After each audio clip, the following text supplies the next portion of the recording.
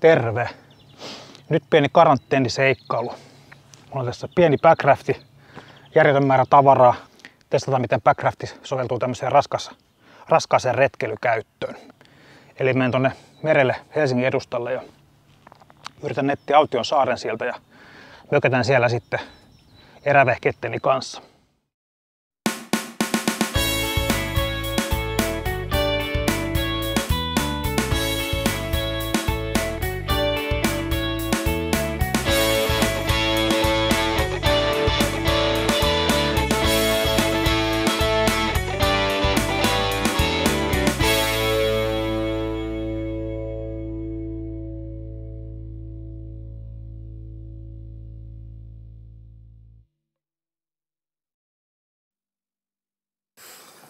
Jes. Rantaan on päästy. Siinä makaa vene. Ihan täynnä tavaraa. Kaikki on laitettu sinne pohjalle. Tuolla on toi sininen vedenpitävä Ortliipi-pussi, niin siellä on makupussit ja kaikki muut. Korvasin penkin sillä, niin sai kaikki mahtumaan. Todella hienon näköinen merisää oli, tai on. Mutta seuraavaksi tuosta kuivapukuu päälle ja sitten loput kamat veneeseen ja sitten etsitään koronavapaa alue täältä ja mennään sinne eräilemään. Ei muuta kuin lähdetään.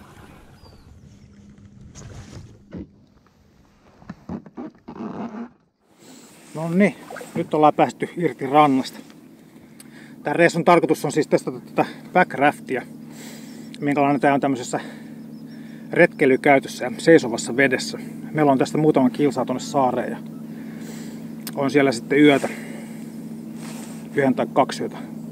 Katsoo miten jaksaa. Ja myöhemmin kerron vähän tästä lisää tästä veneestä.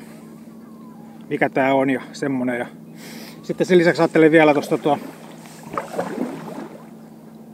illalla testata minkälainen tää on kalastuskäytössä. Eli mulla on pari perhovapaa mukana ja sitten tuossa on toi virppavapaa ja sille tommonen oma viritys vapattelin, niin katsoa miten tää toimii, josko tekisi seuraavan Lapin-reissun sitten tämmöisestä, mutta nyt mä lähden tonne suuntaan. Ei muuta kuin melotaan. Ainakin tää ihan hyvin liikkuu.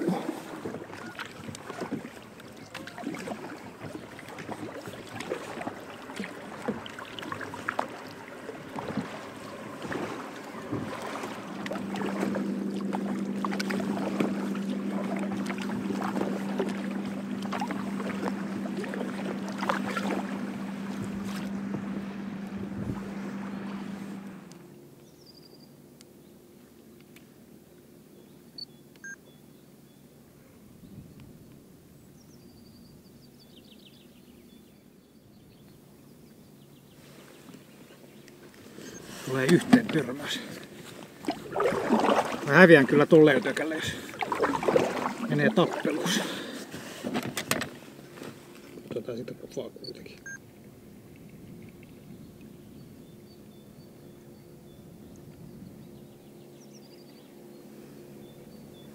Elä suutu mulle, mä oon luonnon ystävä.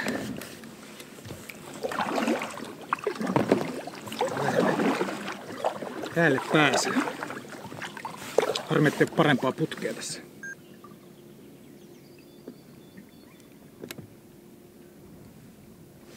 Mä rakastan sua, jos säkin rakastat mua.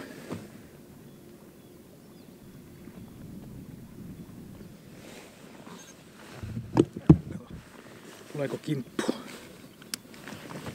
Joo, meikäläinen kyllä lähtee karkuun.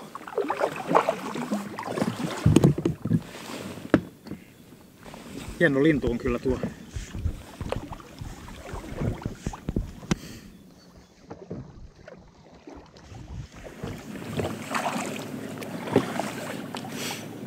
Tuolla näkyy mun koronavapaa saari.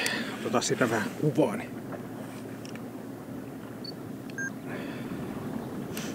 Toivottavasti siellä ei ole koronaa. Ei ainakaan näy yhtään koronaa, ellei sitten saaren takana joku vene jemmassa. Sinne pitäisi sitten leiriytyä. Avomeren laidalla on.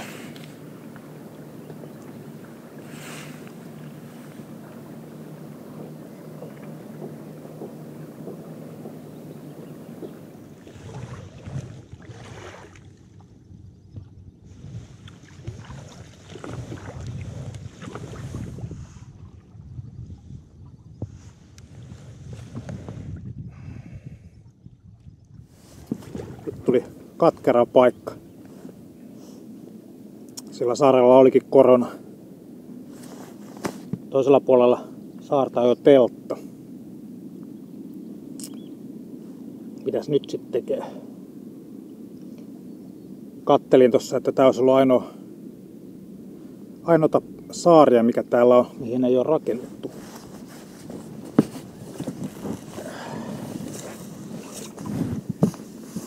Sinne olisi saanut telta, mutta pitää katsoa, olisiko tuolla joku tommonen karu luoto, niin josko sinne saisi viritettyä telta jotenkin kivien väliin, niin yritetään semmoista sitten. Mutta se oli hyvä suunnitelma. Tuossa on seuraava saari. Tuo on kyllä tosi karu, mutta täällä on sen verran vähän tuulta, että ehkä sinne pystyy laittamaan teltan. Kokeillaan sitä. Nyt pitää tätä sosiaalista etäisyyttä, niin ei nyt voi mennä sinne samaan sitten.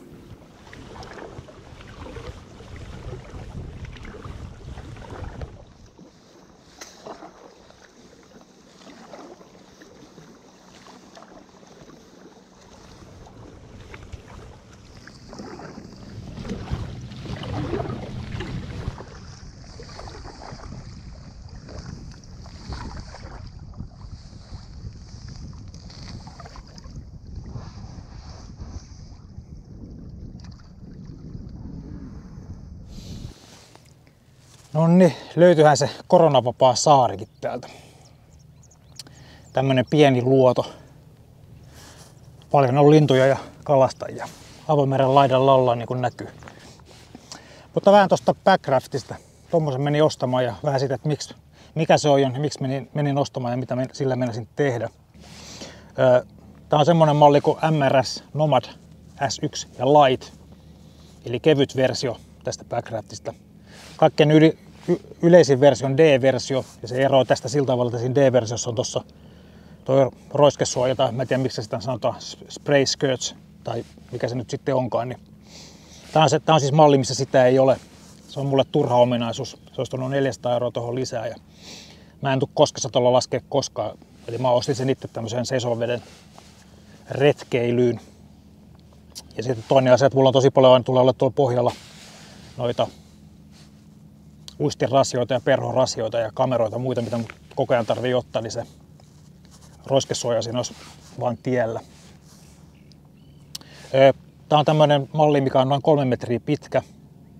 Toi painaa 4 kiloa, 3,8 jotain, tässä olla viralliset speksit. Ja ostin itse tuohon tommosen kevyen melan, mikä painaa alle 500 grammaa, niin se on yhteensä noin 4,5 kiloa, mitä sitten joutuu kantamaan metsiä pitkin. Nyt oli tosiaan aika paljon rojua mukana, kun tulin tänne, niin ainakin tähän mennessä niin toimi tosi hyvin ja liikkuu yllättävän hyvin. Mä oon sanonut sinne eväntä tuonne perään, niin se pitää sitä vähän paremmin suunnassakin. Niin. Mutta kello on nyt 7 ja kokeillaan, miten tuo toimii sitten kalastuksessa vielä. Että yritän tässä vielä ehtiä tuonne vesille vähän heittelemään perhoa ja muuta. Että paljon tässä on tosiaan jengiä. Joku 5 venettä on käynyt tässä tänä aikana heittelemässä samoja kiviä tässä, kun on ollut. Että. Mutta sinne sekaan meikäläinenkin.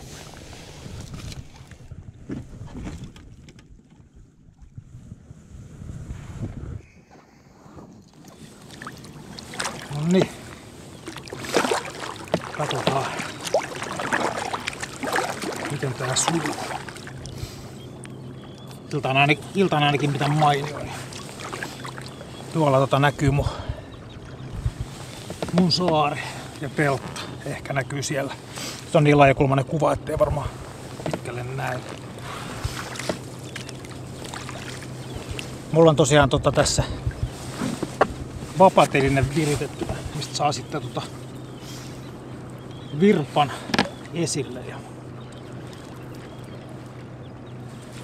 nyt ei ole varsinaisesti kalastuspainetta, mutta pistetään toi silti päälle toi GoPro, että näkee miltä näyttää täältä.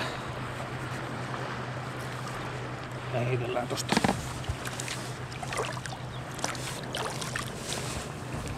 Rapala veteen.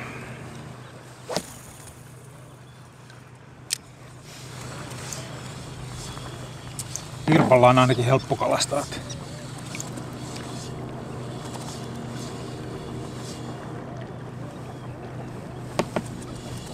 Siinä meni mun lemmikki. Yksi niistä. Lenti ohi. Tosi paljon on kyllä kalastajia tuossa. Pojan pörrää joku vene. Ehkä täällä on kaloja sitten. Ai ja nyt kun toinen kamera, niin saisi hieno kuvan kuusta.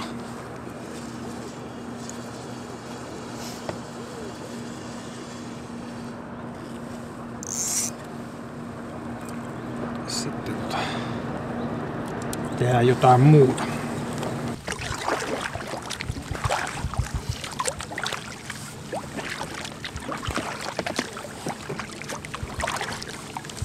Ainakin vielä pysynyt virppu paikallaan.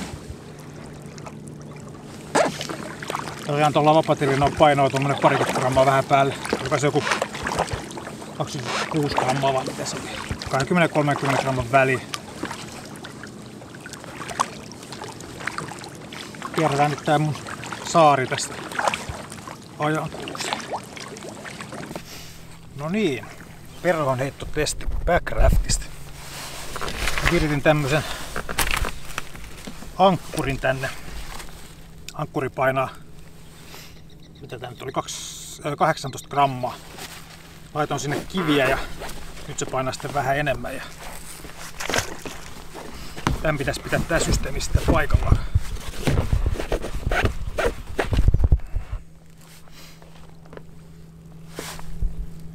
Sinne meni.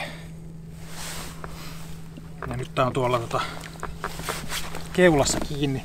Teoriassa tuolta pitäisi tulla vähän tuulta ja sitten se tuuli vie kääntää sen veneen, että pystyy heittämään tonne rantaan päin. Näin se teoriassa menee. Katsotaan miten käytännössä sitten. Oranssi streameri, pieni. Tää on viime lapireissun jäljiltä vielä pintaperhosiimat ja kaikki. En jaksanut tätä varten sitä vaihdella, mutta katsotaan. Ja sitten tässä on tää 5-luokan vapa. Mä en normaalisti näin järjetä käytä, mutta tää on sen verran pitkä. Mä ajattelin kokeilla, miten se tämmöisessä veneessä toimii. Tää on yksikätinen vapa. Itse tehty jatkokaava. Ja nyt se nappasi kiinni se ankkuri, se käänsi mut tonne. Nyt mä en enää näe yhtään mitä tuolla tapahtuu, mutta tarkoitus oli nimenomaan siis saada vene kääntymään niin, että jos mä kuvaan itseäni, niin mä saan käännettyä, että valo tulee tuolta. Tästä saa jotain selvääkin. Tässä oli 4 siima, koska mulla ei 5 siimaa ole. Mutta nämä nykysiimat on niin painavia, että se on tähän vapaa ja ok. Ja mikki paikalle, tuulisuoja.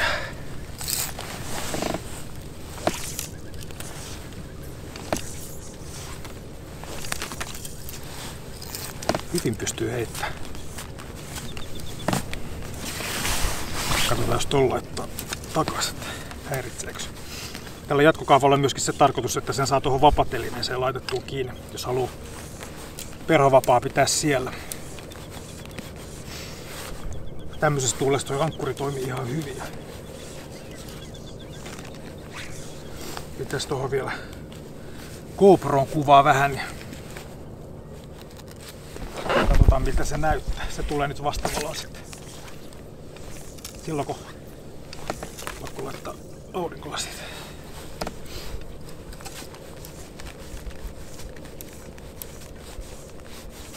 Tää jopa näyttää toimivan. Voisin väittää, että on äärimmäisen mukavaa hommaa. Tämmöisessä kameravirityksessä huono puoli, että tuohon Tai varsinkin jos on mikki on nyt tossa, niin siihen napsattaa perhoa helposti kiinni. Sille pitää kehittää joku paikka tonne. No mutta siltä näyttää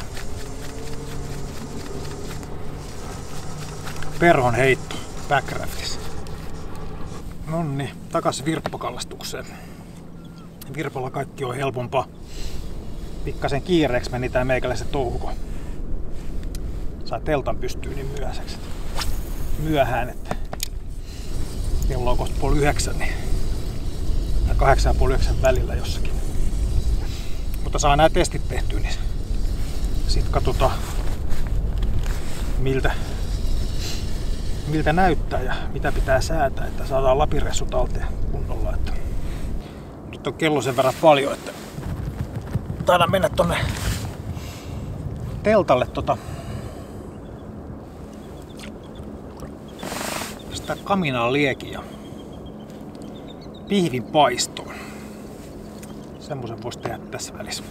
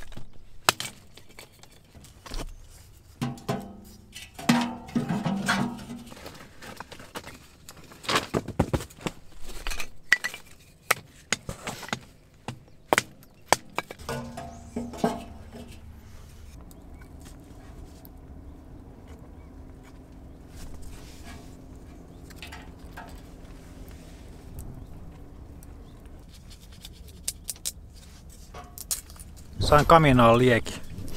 Nyt on pippuripihveä 2 kappaletta tulossa. Ja tuolla näkyy toi mun kotilintu. Mä otan siihen kuvan tähän päälle, ei tästä nyt saa mitään selvää. Ja niin pitää tarkentaakin. Eipäs mennyt piiloon. Kello on jo yli 9 ja aivan mahtavaa. Kyllä ulkoilu on mukavaa.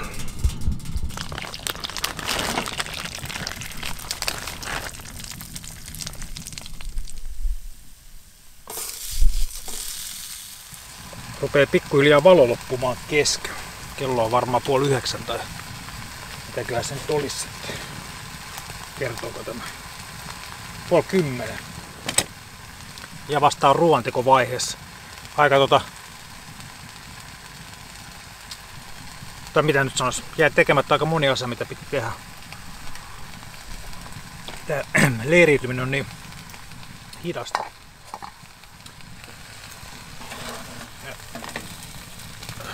Vilata vähän mun pihviä täältä. Ei se näkynyt. Semmonen on tulossa. Sen verran pitää mainostaa, vaikka olenkin tommonen, miten se nyt sanotaan, vastuullinen retkeilijä, niin nyt on mukana myöskin punaviiniä. Eli nyt on tulossa tommonen pihvipunaviini ateria ja pistäis tohon vähän paremmin Mutta tässä on, tai minkä takia mä nyt aukasin sanasen arkkun, niin Luigi Bosca-niminen Cabernet Sauvignon ja 2016. Näyttäisi olevan tää. Aivan erinomainen viini. En tiedä johtuuko tämä makuyllätys siitä, että on viimeksi jouluna juonut punaviiniä tai yleensä alkoholia. Mutta nyt on kyllä, täytyy sanoa, että nyt osuu viini kohdilleen. Kaikkein siistein tässä on se, että huomenna on työpäivä. 5 kello soi ja sitten soudan pois. Hieno on kyllä retkeily. Täytyy sanoa, että tämä on kyllä mun juttu. Viettää kovalla alustalla öitä kylmässä. Palataan asiaan sitten, kun on oikeasti pimeä. Sitten testaillaan lisää uusia laitteita.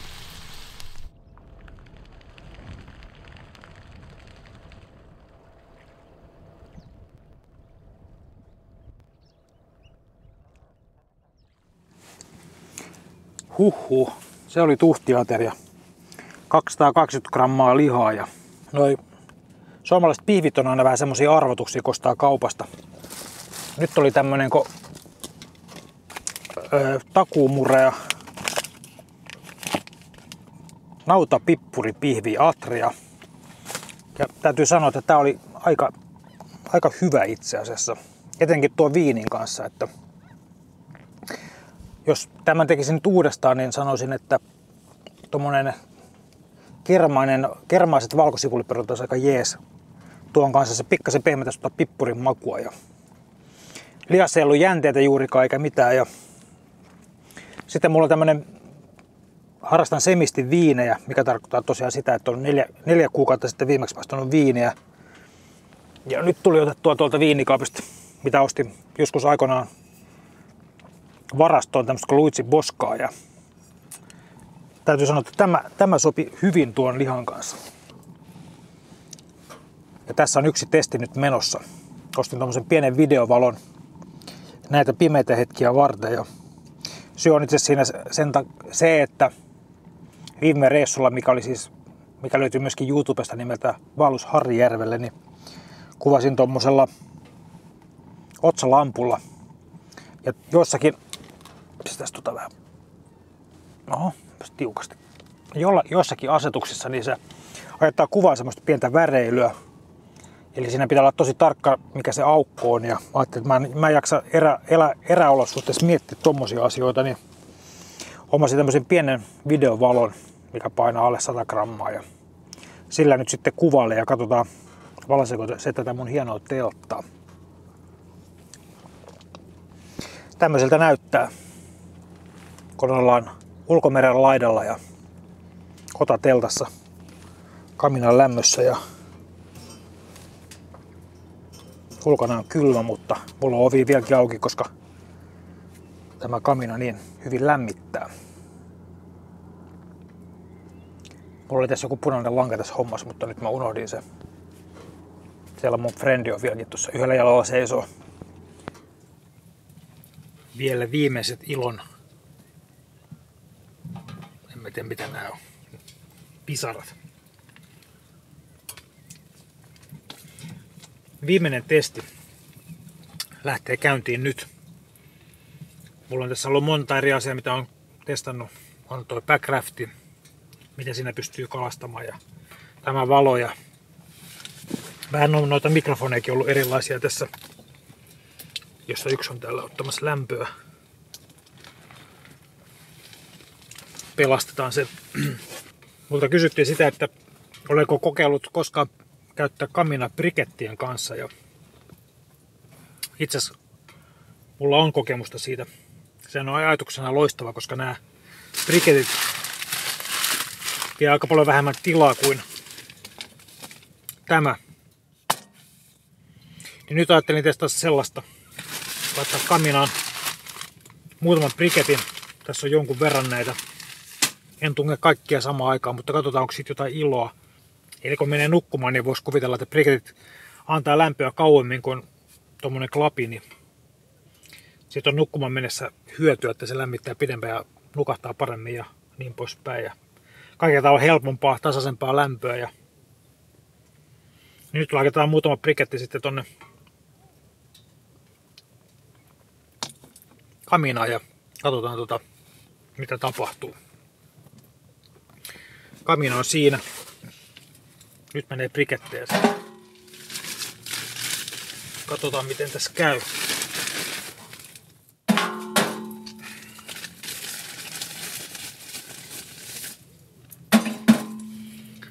Mä en tiedä tarviiko se sinne vähän puita päälle, mutta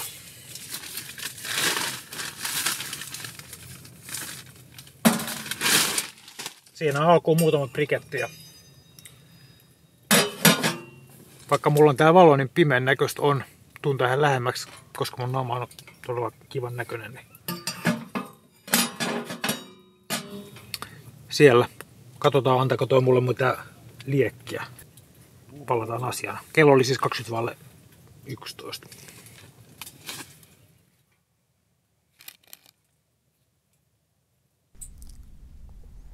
Kello on 11:30 yöllä ja brikettitesti. Siellä ne vielä lämmittää. Kyllähän ne vähän pitkäikäisempiä on kuin tuo klapi. Mutta tietenkin toi oikein liekin ääni ja kaikki on ehkä kuitenkin kivempi. Nonni, tämä reissu lopputiliuksen aika. Koronareissu Autiolle saarelle. Täällä olen nyt sitten ollut ja kuvannut lintuja ja tehnyt hyvää ruokaa ja juonut viiniä ja niin poispäin. Kello on 12 yöllä ja ihan sika lämmin on. 1,5 tuntia riitti briketeissä hönkä ja nyt on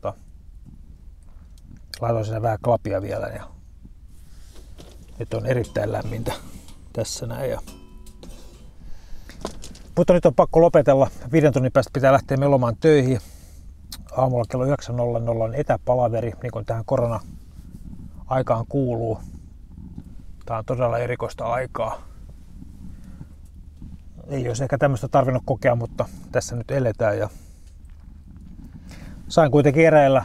Ei olla Lapissa nyt. Se on, siellä Lapissa mun sydän lepää, mutta niin se lepää näköjään tässä Itämeren äärelläkin. Niin voisin höpötellä pidempäänkin, mutta nyt on pakko lopettaa. Pakko nukkua edes pari tuntia. Kello 5 soi kello ja sitten pistetään kamat kasaan ja lähdetään melomaan poispäin. Jätämme hyvästit koronavapaalle saarelle ja melomme pois. Aika vauhdikkaasti. Kello on 5:15. Heräsin jo 4 ja nyt sitten lähdetään. Ajattelin mennä tuolta ulkokautta.